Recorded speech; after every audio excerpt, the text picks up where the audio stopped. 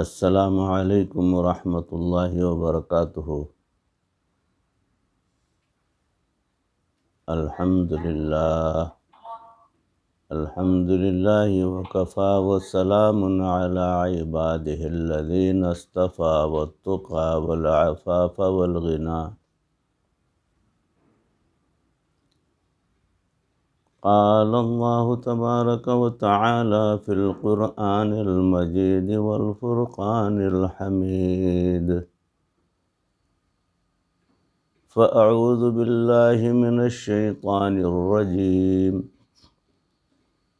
بسم اللہ الرحمن الرحیم۔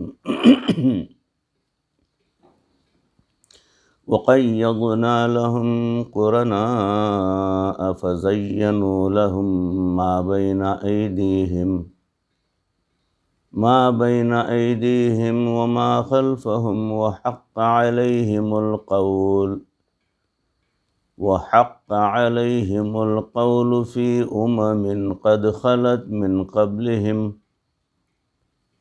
قَدْ خَلَتْ مِنْ قَبْلِهِمْ مِنَ الْجِنِّ وَالْإِنسِ إِنَّهُمْ كَانُوا خَاسِرِينَ۔ صدق اللہ مولانا العظیم۔ اللہم صلی علی سیدنا و مولانا محمد وبارک وسلم کما تحب وترضا عدد ما تحب وترضا۔ محترم ناظرین، حاضرین، سامعین، بھائیوں، بزرگوں اور دوستوں، معزز خواتین، ہماری ماں بہنوں، تصوف کے عنوان سے جو سلسلہ چل رہا ہے اس میں موضوع ہے توبۃ النصوح، یعنی سچی توبہ۔ اس موضوع کی اگلی کڑی آپ حضرات کے روبرو پیش کرنے کی سعادت حاصل کر رہا ہوں۔ سماعت فرمائیں کہ فرمایا گیا، اللہ تعالیٰ نے ارشاد فرمایا، وَتَحْسَبُونَهُ هَيِّنًا وَهُوَ عِندَ اللَّهِ عَظِيمٌ، اور تم اس کو ہلکا سمجھتے ہو حالانکہ اللہ کے نزدیک یہ بہت بڑی بات ہے۔ یہاں عبرت کا مقام ہے۔ موضوع جو آ رہا ہے بنی اسرائیل سے متعلق، کہ بنی اسرائیل میں ایک راہب تھے، ان کا نام داموس تھا۔ ان کے علاقے میں خشک پہاڑ تھے، ان پر سبزے کا نام و نشان بھی نہیں تھا۔ ایک مرتبہ وہ اپنے گھر سے باہر نکلے تو ان کی نظر پہاڑ پر پڑی اور دل میں صرف خیال آیا، زبان سے کہا بھی نہیں، کہ اگر یہاں آبشاریں ہوتیں، مرغزاریں ہوتیں، درخت ہوتے تو کتنا اچھا منظر دکھائی دیتا۔ اب اگرچہ انہوں نے اپنے دل و دماغ میں یہ بات سوچی تھی، مگر جو زیادہ مقرب ہوتے ہیں ان کی چھوٹی باتوں پر بھی اللہ کی جانب سے پکڑ آ جاتی ہے، لہٰذا ان پر اللہ رب العزت کی طرف سے عتاب ہوا اور دل میں یہ بات القاء ہوئی کہ اب تم نے بندگی چھوڑ دی اور ہمارے سیکرٹری بن گئے ہو، اب تمہیں ہماری تخلیق میں نقص نظر آ رہا ہے۔ بس اس بات کے دل میں القاء ہونے پر ان کو اپنی غلطی کا احساس ہوا کہ یہ تو آداب بندگی کے خلاف ہے۔ انہوں نے یہ سوچ کر رونا شروع کر دیا کہ میں نے ایسا کیوں سوچا۔ یہ بھی اللہ رب العزت کی طرف سے توفیق ہوتی ہے کہ فوراً اپنی غلطی کا احساس کر لیتے ہیں۔ اچھا، غلطی کا احساس ہونے پر انہوں نے یہ نیت کر لی کہ جب تک مجھے واضح طور پر اللہ تعالیٰ کی طرف سے یہ اشارہ نہیں مل جائے گا کہ میری غلطی کو معاف کر دیا گیا ہے، میں اس وقت تک کچھ نہ کھاؤں گا اور نہ پیوں گا، بلکہ اپنے نفس کو سزا دوں گا۔ ایک مرتبہ بستی والوں کے ہاں کوئی تقریب تھی، حضرت داموس رحمۃ اللہ علیہ بھی وہاں پہنچ گئے۔ کسی نے کہا جناب آئیے کھانے کے لیے تشریف لائیے۔ انہوں نے فرمایا میں کھانا نہیں کھاؤں گا۔ تو اس آدمی نے کہا اجی رات کے وقت تو روزہ نہیں ہوتا۔ انہوں نے فرمایا روزے کی بات نہیں ہے، میں نے کھانا نہیں کھانا ہے۔ کچھ لوگ لسوڑے قسم کی مانند ہوتے ہیں اور وہ چمٹ جاتے ہیں، ایک بات کو پکڑ لیا تو اس کو پکڑے ہی رہتے ہیں۔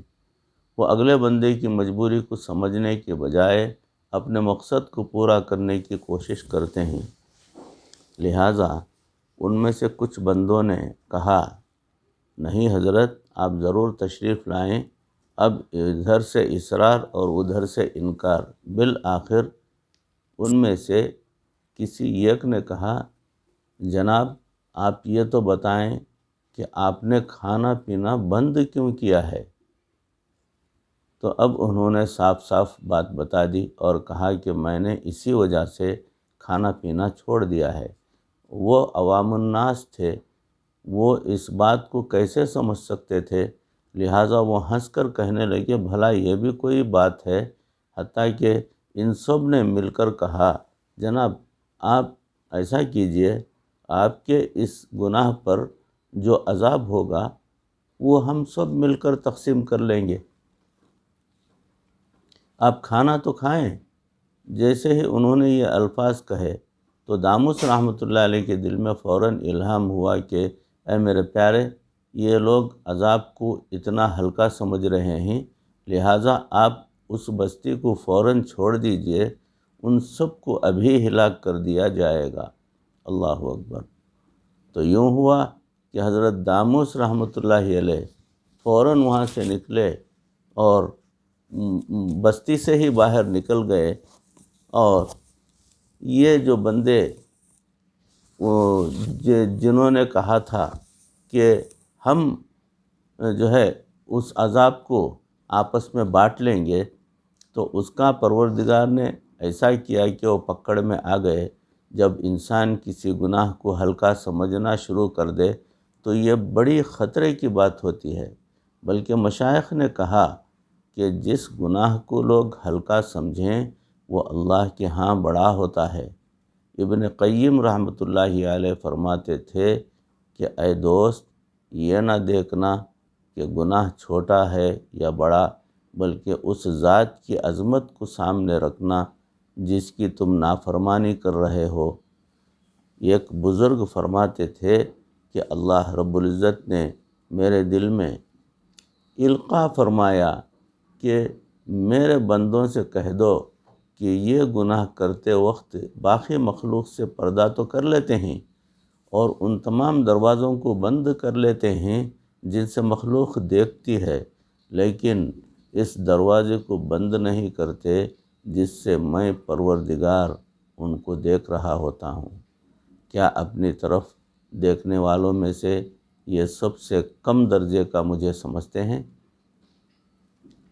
اکمال الشیم میں ایک عجیب بات لکھی ہے کہ اگر اللہ رب العزت کے عدل و انصاف سے مد بھیڑ ہوتی تو کوئی بھی گناہ صغیرہ نہیں، اور اگر اس کے فضل کا سامنا ہوا تو کوئی بھی گناہ کبیرہ نہیں۔ لہٰذا میرے بھائیوں اور دوستو، اگر اللہ رب العزت کا فضل ہم پر شامل حال رہا تو پھر چاہے جس گناہ کو معاف فرما دے، لیکن اگر عدل فرمائیں گے تو پھر معاملہ بہت مشکل بن جائے گا۔ ہلکا سا گناہ بھی جو ہے اس کو ذریعہ بنا کر ہمارے وبال کا سبب ہو سکتا ہے۔ ایک بزرگ اپنے سالکین کو بار بار فرمایا کرتے تھے کہ جفا نہ کرو، جفا نہ کرو۔ جفا کہتے ہیں بے وفائی کو۔ کسی سالک نے پوچھا حضرت بے وفائی سے کیا مراد ہے؟ وہ فرمانے لگے بے وفائی 3 طرح کی ہوتی ہے، اللہ رب العزت سے بے وفائی، مخلوق سے بے وفائی اور اپنے آپ سے بے وفائی۔ پھر وضاحت کرتے ہوئے ارشاد فرمایا کہ اللہ تعالیٰ نے ہمیں پیدا کیا، اب وہی ہمیں رزق اور باقی نعمتیں دیتے ہیں۔ اگر ہم اسی کا دیا ہوا کھا کر کسی اور کو اس کے ساتھ شریک بنائیں گے تو یہ اللہ تعالیٰ کے ساتھ بے وفائی ہوگی۔ پھر فرمایا کہ لوگوں کو ایذا پہنچانا مخلوق کے ساتھ بے وفائی ہے، اس لیے مخلوق کا دل دکھانا نہیں چاہیے۔ پھر فرمایا کہ اللہ رب العزت کے حکم کو توڑنا اور گناہ کا کرنا یہ اپنے آپ کے ساتھ بے وفائی ہے، اس لیے کہ انسان اس طرح اپنے آپ کو جہنم میں جانے کے قابل بنا لیتا ہے۔ سچی بات تو یہ ہے کہ اگر گناہوں کے اندر بدبو ہوتی تو ہم کسی محفل میں بیٹھنے کے قابل نہ ہوتے اور کسی سے ملنے ملاقات کرنے کے قابل بھی نہیں ہوتے۔ یہ اللہ رب العزت کی ستاری ہے کہ اس کے صدقے میں ہم آج عزتوں والی زندگی گزار رہے ہیں۔ اسی لیے ایک بزرگ فرماتے تھے، اے دوست، جس نے تیری تعریف کی اس نے در حقیقت تیرے پروردگار کی ستاری کی تعریف کی جس نے تجھے چھپایا ہوا ہے۔ تو گندا ہے، تو گنہگار ہے، تو ناکارہ ہے، اس کے باوجود وہ تیری ستاری کر رہے ہیں۔ یقیناً اگر وہ حقیقت کھول دیتے ہیں تو ہم چہرہ دکھانے کے قابل بھی نہیں ہوتے۔ انسان کی ایک تو ظاہری شکل ہوتی ہے اور ایک شکل عالم مثال میں ہوتی ہے۔ بندہ جس طرح کے اعمال کرتا ہے ویسی ہی اس کی شکل ہوتی ہے۔ اگر جانوروں والے اعمال کرتا ہے تو اس کی شکل جانوروں جیسی ہوتی ہے۔ مثال کے طور پر جس میں حرص زیادہ ہوتی ہے اس کی شکل عالم مثال میں کتے کی مانند ہوتی ہے، اس لیے کہ کتا حریص ہوتا ہے۔ جس میں بے حیائی زیادہ ہوتی ہے اس کی شکل خنزیر کی مانند ہوتی ہے، کیونکہ خنزیر بے شرمی اور بے حیائی بہت زیادہ ہوتی ہے۔ جو اللہ تعالیٰ کے بندوں کو ایذا پہنچاتا ہو اور دل دکھاتا ہو اس کی مثال سانپ اور بچھو جیسی ہوتی ہے۔ حضرت شاہ عبدالعزیز رحمۃ اللہ علیہ، حضرت شاہ ولی اللہ رحمۃ اللہ علیہ کے صاحبزادے اور ان کے جانشین تھے۔ وہ خود بھی بڑے محدث تھے اور ان کے شاگرد بھی وقت کے اکابرین میں سے بڑے بنے ہوئے ہوتے تھے۔ اللہ رب العزت نے ان سے دین کا بہت زیادہ کام لیا۔ ایک وقت تھا جب ہند و پاک میں ان کا فتویٰ چلا کرتا تھا۔ دہلی کی جامع مسجد سے چند ہی کلومیٹر کے فاصلے پر ان کا مدرسہ اور گھر تھا۔ کس کا؟ حضرت شاہ عبدالعزیز رحمۃ اللہ علیہ کا۔ انہوں نے اپنے گھر میں ایک مسجد بنائی ہوئی تھی جسے مسجد بیت کہتے ہیں۔ تعلیم و تعلم کی مصروفیت کی وجہ سے وہ اکثر نمازیں وہیں پڑھا کرتے تھے، البتہ جمعہ کی نماز کے لیے جامع مسجد میں جا کر پڑھا کرتے تھے۔ ان کے مریدین ان کی زیارت کے لیے تڑپتے تھے۔ اللہ تعالیٰ نے ان کو بہت زیادہ حسن و جمال عطا فرمایا تھا۔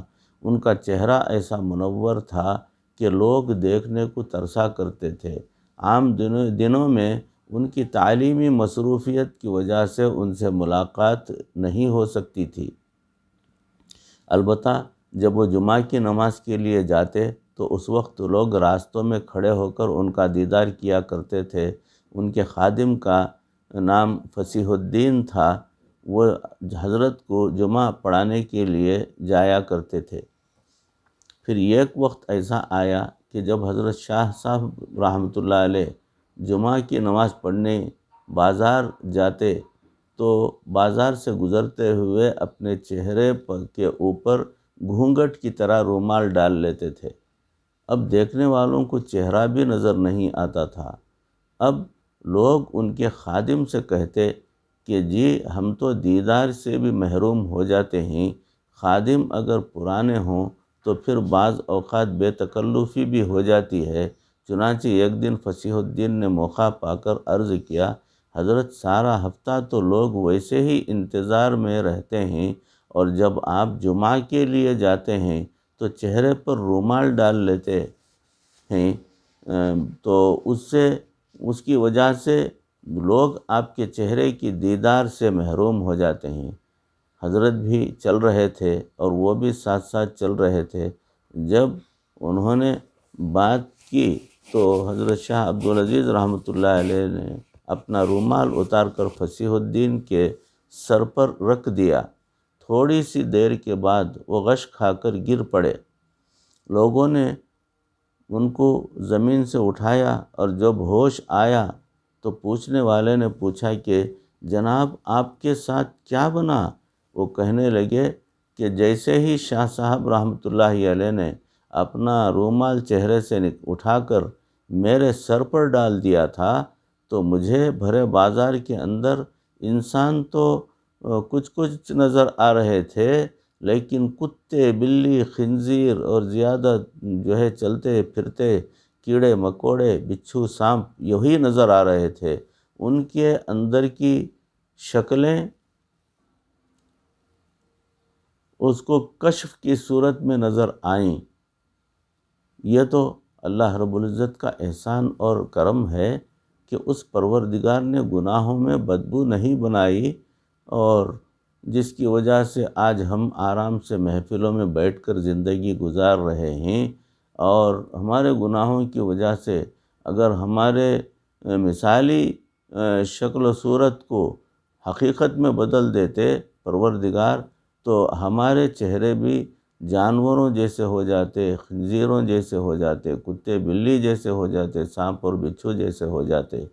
پروردگار کا یہ کرم نہیں تو اور کیا ہے کہ اللہ رب العزت نے اتنے سارے سب کچھ گناہوں کے کرنے کے باوجود ہمیں ہماری پردہ پوشی اس کو باخودہ جاری رکھا ہے، اور ہماری ستاری کر رہے ہیں پاک پروردگار۔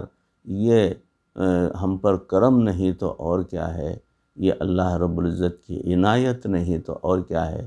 بھائیوں، بزرگوں، دوستو، اس کے ساتھ ساتھ میری آپ بیتی میرے ساتھ جو گزری اس کو بھی آپ کے لیے ایک سبق کے لیے، عبرت کے لیے بھی سنانا چاہتا ہوں کہ مریدین میں میرے 2 ساڑو رہا کرتے تھے، یعنی 2 بہنوں سے یہ 2 دوست شادی کر لیے تھے، تو آپس میں ساڑو ہوئے، تو ایک دوسرے کے ساتھ ہر وقت جڑے رہتے تھے، جہاں بھی جانا ہو ساتھ میں جایا آیا کرتے تھے، اور ملنا ملانا کرتے تھے۔ جو بھی کچھ کرنا ہے یہ ان کی بھلائی کے لیے کرتے تھے، اور وہ جو ساڑو کچھ کرنا ہے تو اپنے ساڑو کا خیال کرتے ہوئے ان کی بھلائی کے لیے کرتے تھے۔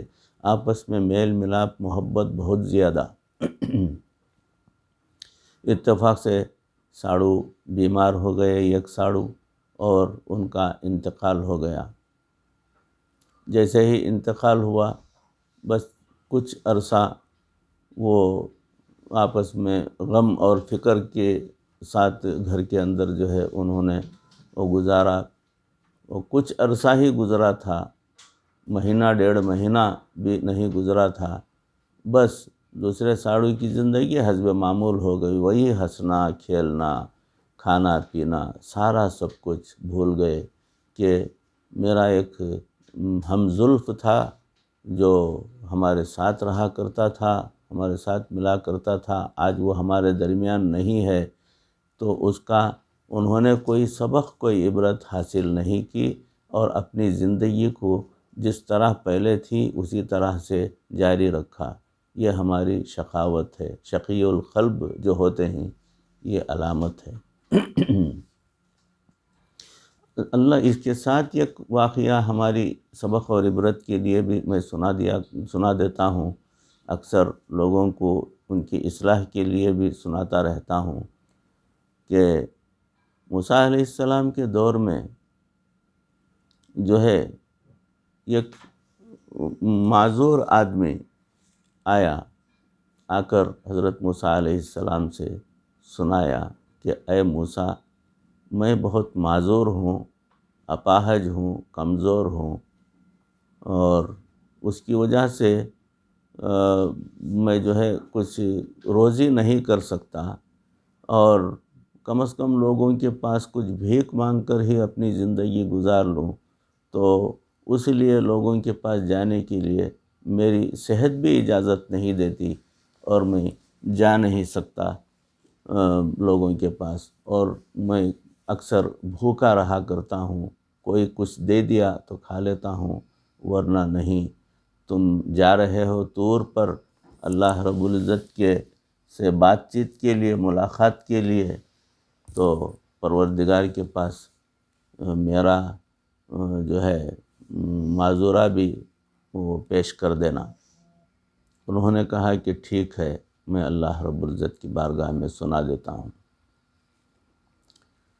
تو راستے میں ایک اور آدمی مل گیا، نابینا تھا، کھڑا ہوا تھا، حضرت موسیٰ علیہ السلام سے ملاقات کیا۔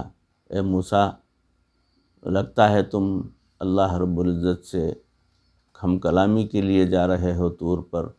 انہوں نے کہا کہ ہاں، میں طور پر جا رہا ہوں۔ تو اس آدمی نے کہا کہ اے موسیٰ، میں نابینا ہوں، پیدائشی نابینا ہوں، یہ دنیا جہاں کیا چیز ہے مجھے نہیں معلوم، میں اللہ کے جو ہے بنائی ہوئی اس کائنات کو دیکھنا چاہتا ہوں، مگر معذور ہوں۔ اے موسیٰ، تم میرے سامنے کھڑے ہو، اس وقت کے پیغمبر ہو، پیغمبر کا چہرہ بھی میں نہیں دیکھ پا رہا ہوں، میں معذور ہوں۔ اللہ رب العزت کی بارگاہ میں جب جا رہے ہو تو میرا جو ہے معذورہ بھی سنا دینا، میری مجبوری بھی سنا دینا کہ پروردگار نے مجھے آنکھوں سے محروم کر رکھا اب تک، اور پروردگار کی بارگاہ میں میرے تعلق سے گزارش کر دینا کہ اگر پروردگار مجھے آنکھوں سے نوازا تو میں اللہ کا شکر کرتا ہوا زندگی گزاروں گا۔ انہوں نے ہاں کہہ دی، پھر آگے بڑھے، اور پھر ایک گنجا آدمی کھڑا ہوا تھا، وہ سر کھجلاتا ہوا کھڑا ہوا تھا۔ وہ بولا، اے موسیٰ، تم اللہ سے ملاقات کے لیے جا رہے ہو، اور اللہ کی بارگاہ میں میرا معذورہ بھی پیش کر دینا کہ میں گنجا ہوں، اور لوگ مجھ سے حقارت کرتے ہیں، اور میرے قریب آنا بھی پسند نہیں کرتے، اور اس کی وجہ سے میں کچھ روزی بھی نہیں کر سکتا، کسی کے پاس بھیک وغیرہ بھی مانگ نہیں سکتا، ایسی میری مجبوری ہے، تو میں بھوکا بھوکا ہی رہتا ہوں۔ اللہ کے بارگاہ میں میرا یہ معروضہ بھی پیش کر دینا۔ تو موسیٰ علیہ السلام نے ہاں کر دی اور چلے گئے، اللہ کے پاس پہنچے، اللہ سے ہم کلامی کے بعد طور پر جو ہے اللہ سے ہم کلامی کی، ہم کلامی کے بعد جو ہے ان تینوں افراد کے مجبوری اور پریشانی کا اظہار بھی کر دیا۔ تو اللہ رب العزت نے فرمایا کہ ہاں موسیٰ، ہماری توجہ جن پر ہو گئی اور ہماری مہربانیاں جن پر ہو گئیں، وہ ہر حال میں جو ہے خوشی رہا کرتا ہے۔ اگر اس کو بدلنے کی کوشش کی گئی تو وہ اپنی فطرت سے باز نہیں آتے، لہٰذا جاؤ ان سے کہہ دو کہ ان کی خواہشیں پوری کر دی جائیں گی، بشرطے کہ وہ اللہ رب العزت کے فضل اور کرم کو ہر وقت یاد رکھیں۔ تو حضرت موسیٰ علیہ السلام واپس ہوئے تو راستے میں وہ تینوں سے ملاقات ہوتی گئی، وہ تینوں کو ان کی باتیں سنا دی گئیں۔ تو تینوں کو ایک ایک بکری کا بچہ جو ہے تحفے میں دے دیا گیا، اور تینوں کے لیے موسیٰ علیہ السلام نے دعا کر دی۔ اندھے کے لیے دعا کر دی کہ پروردگار اسے آنکھیں عطا فرما، اور اس کے آنکھوں پر ہاتھ پھیرا تو روشنی آ گئی، اور اس کو وہ بکری کا بچہ دے کے بولے کہ چلو، یہ اللہ رب العزت نے یہ کہا ہے کہ اللہ کے فضل اور کرم کو ہر وقت یاد رکھا گیا تو تم ویسے ہی رہو گے جیسے اب ہو، اور مالدار بھی ہوگے۔ اگر بھول گئے تو تمہاری یہ ساری جو ہے عنایتیں واپس چھین لی جائیں گی۔ پھر اس کے بعد راستے میں گنجا ملا، تو گنجے کے بدن پر بھی ہاتھ پھیرا تو وہ درست ہو گیا، سر پر بال وغیرہ آ گئے، چہرہ بھی خوبصورت ہو گیا، سب کچھ۔ پھر اس کے بعد موسیٰ علیہ السلام نے اس کو بھی ایک بکری کا بچہ دیا اور سنا دیا کہ اللہ کے فضل اور کرم کو یاد رکھو، اگر بھول گئے تو یہ ساری نعمتیں جو تمہیں عطا کی گئی ہیں اس کو واپس چھین لیا جائے گا۔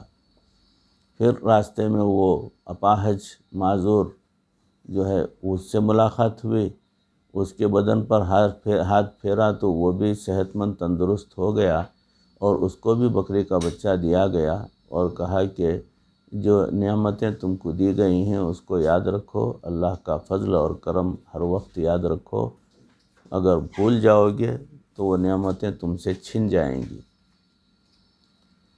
تو کچھ عرصہ گزر گیا، کچھ عرصے کے بعد دیکھا گیا کہ وہ بکری کا ایک بچہ ان کو جو دیا گیا تھا اس سے بہت زیادہ جانور ہو گئے، بہت برکت ہو گئی، وہ تینوں مالدار ہو گئے اور دولت کی فراوانی ہو گئی، بڑے بڑے کاروبار کے اندر وہ لگ گئے، مصروف ہو گئے دنیا کے اندر۔ تو اللہ رب العزت نے ایک فرشتے کو انسان کی شکل میں جو ہے ان کے پاس بھیجا، بھیج کر وہ ان سے تقاضا کیا کہ دیکھو تم اندھے تھے اور تمہیں دنیا نظر نہیں آتی تھی، تم کسی کو نہیں دیکھ سکتے تھے، اللہ نے تم پر کرم فرمایا، تمہاری بینائی واپس لوٹ آئی، اللہ نے اور کرم فرمایا اور تمہیں جانور دیے گئے، تو وہ جانور سے اتنی برکت ہوئی کہ آج تم متمول مالدار ہو، لہٰذا تمہارے اس میراث میں سے اللہ کے لیے 5 جانور نکالو، 5 بکریاں نکالو۔ تو انہوں نے فوراً کہا کہ 5 بکریاں نہیں، بلکہ اس کے اندر یہ ساری کی ساری جانور، یہ سارا ریوڑ جو بھی ہے، یہ سارے کا سارا میرے پروردگار کا دیا ہوا ہے، اور اسے میں جو ہے آپ سے یہ کہوں گا کہ آپ چاہے تو یہ سارے کا سارا ریوڑ جو ہے اللہ کے لیے تو حاصل کر لیجئے، مجھ سے لے کر جائیے، اگر نہیں تو آدھا لے کر جائیے۔ انہوں نے کہا کہ نہیں، صرف 5 چاہیے۔ تو خیر وہاں سے نکلے، وہاں سے نکل کر وہ گنجے کے پاس گئے کہ دیکھو تم گنجے تھے، اپاہج تھے، تم معذور تھے، تم فقیر تھے، بھکاری تھے، تمہیں لوگ بھیک بھی نہیں دیا کرتے تھے، ایسی زندگی تھی، اللہ نے تم پر کرم فرمایا اور تمہاری بیماری کو دور کر دیا، تمہارے اندر جو حقارت آمیز جو چیزیں تھیں اس کو دور کر دی گئیں، اور تمہیں جو ہے جانور بھی دیا گیا، اب اس سے بڑا ریوڑ ہو گیا تمہارا، اتنے بڑے مالدار ہو گئے، اب جو ہے اللہ رب العزت چاہتا ہے کہ تمہارے اس ریوڑ کے اندر سے 5 بکریاں اللہ کے لیے دے دو۔ تو فوراً وہ گنجا کہتا ہے کہ یہ کس نے کہا، میں تو شروع ہی سے مالدار ہوں، میں جانوروں کا کاروباری ہوں، میرے پاس شروع سے ہی میراث ہے، جانور ہیں، اور شروع سے ہی میں صحت مند اور تندرست ہوں، اللہ کو کیا یہ 5 بکریوں کی کیا ضرورت پیش آ گئی، میں نہیں دے سکتا، اس کے اندر چاہے تو 1 بکری میں تمہیں دوں گا۔ تو انہوں نے کہا کہ نہیں، کوئی بات نہیں، وہ تمہاری بکریاں تمہیں مبارک، کیا اب اللہ رب العزت فرما رہے ہیں کہ تم پہلے جیسے تھے ویسے ہی ہو جاؤ گے۔ وہ آگے بڑھ گئے، پھر وہ اپاہج کے پاس، لنگڑے معذور کے پاس پہنچے، اس کے پاس بھی جا کر یہی تذکرہ کیا تو اس نے بھی وہی کہا کہ ارے میں تو مالدار ہوں، شروع ہی سے میں تاجر ہوں، یہ جانوروں کے ریوڑ جو ہی میرے اپنی محنت کی کمائی ہے، اس میں سے میں 5 بکریاں کیسے دے سکتا ہوں کسی کو بھی، اور اللہ کو 5 بکریوں کی کیا ضرورت پیش آ گئی، اور بھی میرے جانوروں میں سے، اگر چاہتے ہو تو 1 بکری میں دے سکتا ہوں، وہ بھی احسان کر رہا ہوں تم پر۔ یہ کہہ کر اس نے کہا تو انہوں نے کہا کہ ضرورت نہیں، یہ بکریاں بھی تم اپنے پاس سے گوا لو گے اور تم پہلے جیسے تھے ویسے ہی ہو جاؤ گے۔ تو وہ پورے کا پورا ریوڑ اس کا ختم ہو گیا، وہ جیسا گنجا تھا وہ ویسے ہی ہو گیا، وہ معذور پہلے کیسا تھا ویسے ہی ہو گیا۔ تو بھائیو، یہ تمام جو ہے نعمتیں، یہ دولت، یہ ثروت، یہ عزت، یہ شہرت، یہ خوبصورتی، یہ نام و نمود جو تمہیں حاصل ہے، یہ سارے کا سارا اللہ رب العزت کا دیا ہوا ہے۔ کبھی بھی اسے اپنی ملکیت، اپنی جاگیر نہ سمجھیں۔ دیکھیے، کسی کے پاس جا رہے ہیں، میں خود بھی پہنچا ہوں بہت سارے لوگوں کے پاس کہ جناب مسجد اور مدرسہ تعمیر کرنے کا ارادہ ہے، میرے پاس مختصر سا سرمایہ ہے، آپ کی جانب سے اگر تھوڑی سی زمین مل گئی تو اس کے اوپر مسجد اور مدرسہ تعمیر کر لیا جائے گا انشاءاللہ۔ یقین مانیے کہ ایک صاحب میرے پاس کسی وقت کسی کام سے ملے تھے، ایک طویل عرصہ پہلے، بہت غریب ہوا کرتے تھے، ان کے پاس ڈھنگ کی سواری نہیں تھی، ان کے پاس کوئی جائیداد نہیں تھی، اور آج ان کی جائیداد کی تعلق سے کچھ بتایا نہیں جا سکتا کہ کتنی ہے، بے حد و حساب ہے۔ وہ ساری کی ساری جائیداد پروردگار نے انہیں دی ہے۔ تو جب ان کے پاس بھی بات رکھی گئی تو وہ بھی وہی سنایا انہوں نے کہ اتنی بڑی جگہ جو ہے آپ کو جو مدرسے اور مسجد کے لیے چاہیے، وہ بہت زیادہ قیمت ہوگی، آپ کو اس کی قیمت ادا کرنی پڑے گی، اگر کرتے ہیں تو میں آپ کو دلوا سکتا ہوں۔ تو بس یہ کہہ کر انہوں نے جو ہے بات ٹال دی، اور یہ بندہ جو ہے وہاں سے خاموش نکل آیا۔ تو بالکل اسی طریقے سے 2-4 لوگوں کے پاس میں نے آزمایا ہے، دیکھا کہ ان کا کیسا رویہ رہے گا، کیا معاملہ رہے گا۔ تو یقین مانیے وہ بالکل بنی اسرائیل کی قوم کے ساتھ جو سلوک ہوا، بالکل اسی طرح کا سلوک ان کے ساتھ بھی ہونا چاہیے تھا، مگر پروردگار نے ان کو ڈھیل دے رکھی ہے۔ بھائیو، اس ویڈیو کے ذریعے سے آپ سے تمام سے گزارش کرتا ہوں کہ پروردگار نے اس زندگی میں آپ کو جو کچھ بھی دیا ہے وہ عنایت ہے پاک پروردگار کی، اور آپ سے جو ممکن ہے، جتنا ممکن ہے، جس حد تک ممکن ہے، جو ہے نیک کام میں، دین کے راستے میں، خیر کے راستے میں، اللہ کا گھر تعمیر کرنے کے راستے میں، مسجد و مدارس کی ترویج اور ترقی کے لیے آپ کے سرمایہ کو استعمال میں لائیں۔ میری اس گزارش کو آپ جو ہے اللہ کی جانب سے ایک ہدایت کے طور پر جو ہے قبول فرما کر اپنی زندگی کے اندر کچھ نہ کچھ بہتر، آخرت کے لیے بہتر کرنے کی کوشش کر لیں۔ کہی سنی باتوں کو جو ہے پروردگار اس عاجز کو بھی، آپ تمام کو بھی عمل کرنے کی توفیق عطا فرمائے، دنیا اور آخرت بہتر فرمائے، مرتے دم تک کسی کا محتاج نہ بنائے، ایمان پر ہمارا خاتمہ فرمائے۔ وآخر دعوانا ان الحمد للہ رب العالمین۔